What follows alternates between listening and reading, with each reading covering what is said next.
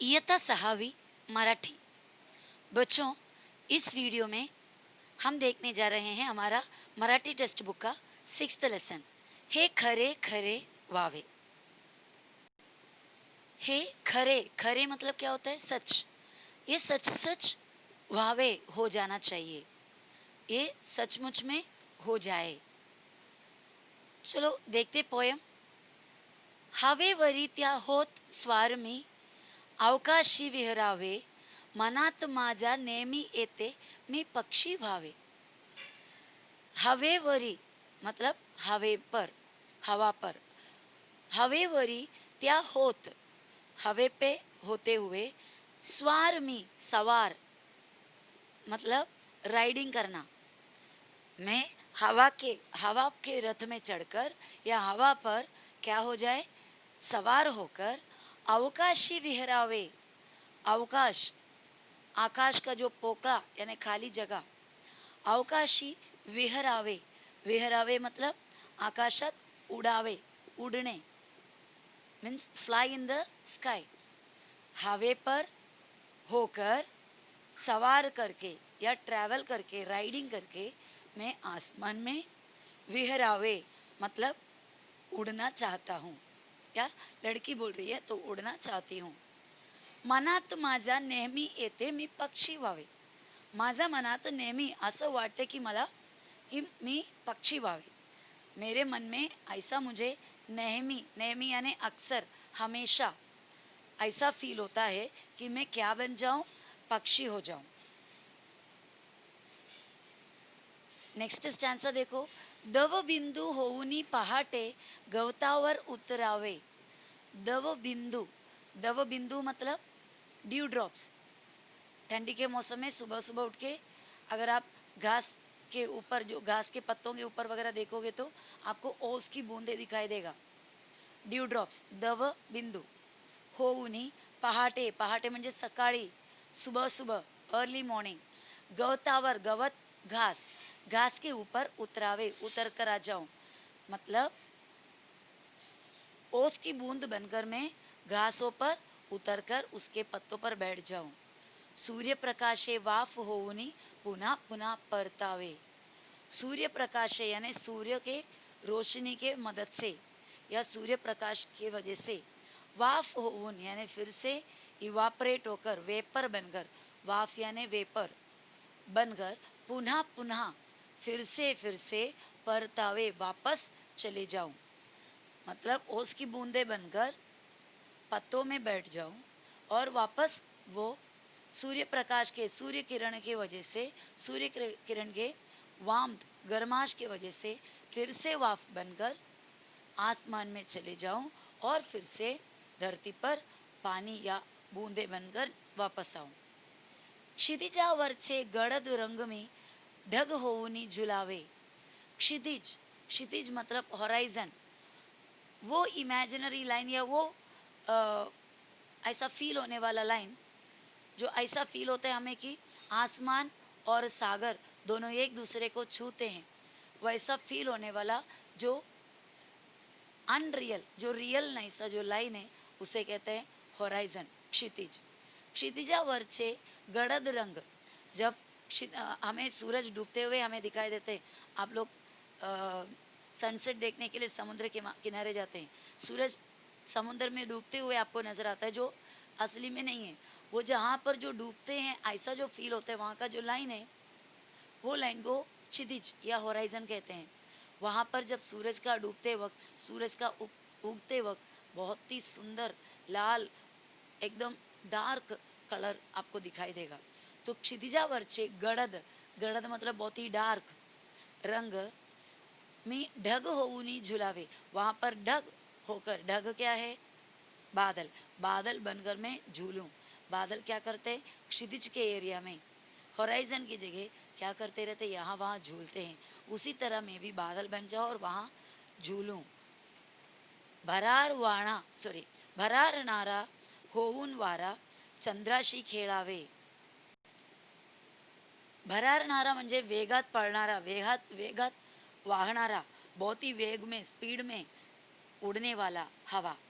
भरारणारा वारा मतलब बहुत ही स्पीड में तेज उड़ने वाला वारा, वारा यानी हवा, होऊन वो हवा होकर चंद्राशी खेड़ावे, चांद के साथ खेलूं, बहुत ही तेज हवा बनकर, भरारणारा वारा बनून या फिर भरारणारा होऊन, वारा मतलब बहुत ही तेज हवा बनकर, चंद्राशी मतलब चांद के साथ, चंद्र के साथ खेड़ावे, खेलूं मैं। धुक्या परी मी अलगद अलगद धरती वर उतरावे। धुका, धुका क्या होता है? मिस्ट बोलते हैं या फॉग, जो धुआं धुआं, ठंडी के मौसम में धुआं धुआं जो स्नो वो उतरता है धीरे धीरे, कापूस कापूस जैसे धरती पर, जो जिसके अंदर से हम देखोगे तो कुछ भी हमें आगे नजर नहीं आता, वो धुआं धुआं, उसको कहता है धुक। धुकिया, धुकिया परी यानी वो मिस्टी की तरह, परी यानी यहाँ पर उसकी तरह। धुक्या परी मी अलगद अलगल, अलगद म्हणजे हळूहळू, धीरे धीरे, मतलब ये जो फॉग की तरह क्या करूं मैं? धीरे धीरे धरणीवर उतरावे। धरणी म्हणजे भूमि, पृथ्वी, जमीन, धीरे धीरे जमीन पर मैं उतर जाऊं। क्या बनकर?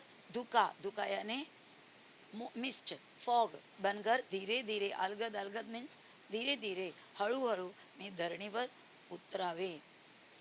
अवघे जग झाकुनी तयाला, मिश्किलतेने पहावे।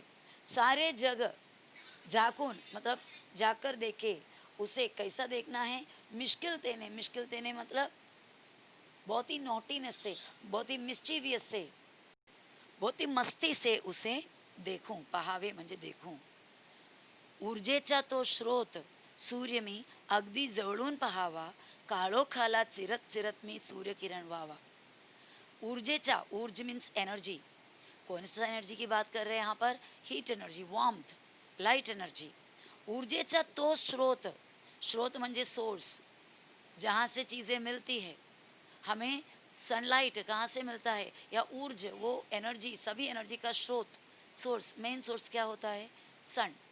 तो ऊर्जेचा स्रोत सूर्य, सूरज जो ऊर्ज का स्रोत है, उसे मैं अगदी जवळून पहावा, एकदम करीब से, जवळून म्हणजे करीब से, पहावा, देखूं। काळोखाला चिरत चिरत, काळोख यानी अंधेरा, घना अंधेरा, डार्कनेस, काळोखाला यानी डार्कनेस को, चिरत चिरत यानी पेनिट्रेट करके, चीरते हुए, मी सूर्य किरण भावा मतलब सूर्य किरण बन जाऊं। सूर्य किरण क्या करता है? अंधेरे को चीरकर उजाला लाता है। इसी तरह में भी मतलब बच्ची देखी तो सूर्य किरण का काम क्या है?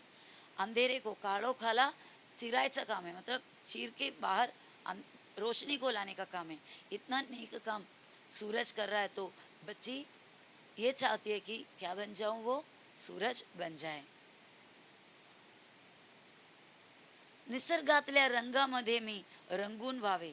निसर्ग यानी नेचर, नेचर का जो रंग है, नेचर में जो कलर्स इतने चारों तरफ इतने सुंदर नेचुरल कलर्स भरे हुए हैं, उस रंग में मैं रंग जाऊं, मतलब उस रंग के साथ मिल जाऊं मैं। भास नको मज, मज म्हणजे मला, मला भास नको, भास म्हणजे भ्रम, मुझे सिर्फ ये सब होने का भ्रम सिर्फ नहीं, ऐसा फीलिंग नहीं, झूठे फीलिंग मुझे नहीं चाहिए।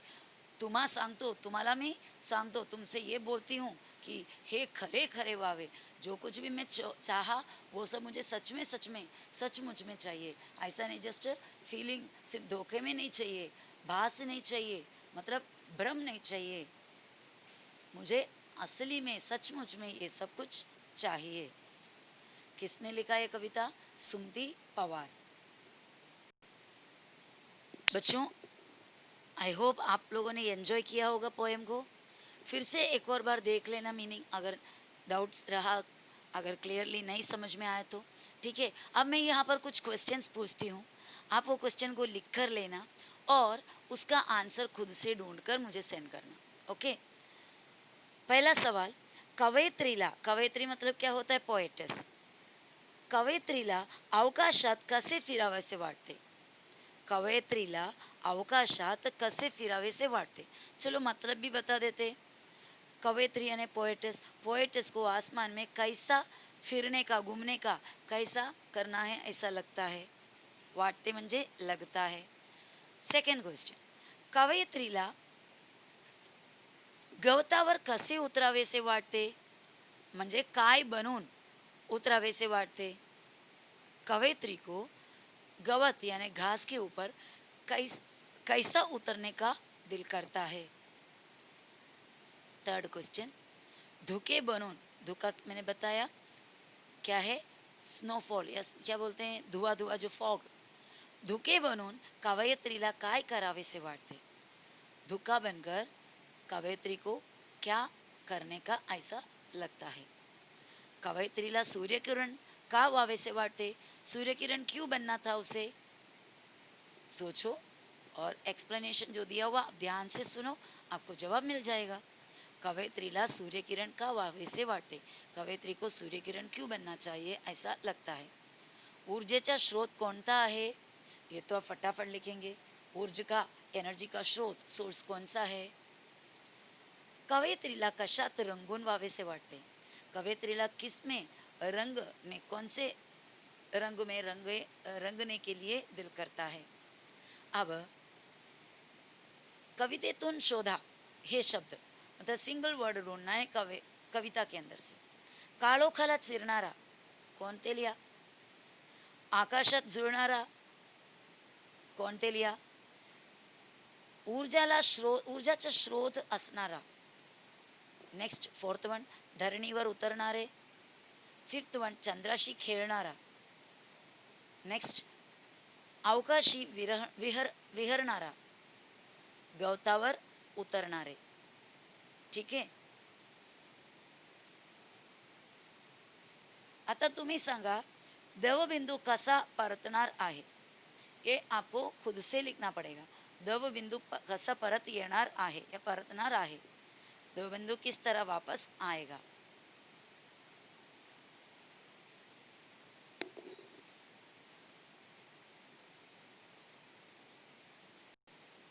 तो बच्चों ये सभी सवाल का जवाब लिखकर मुझे सेंड करना. ओके, मिलते दूसरे वीडियो में, तब तक के लिए बाय.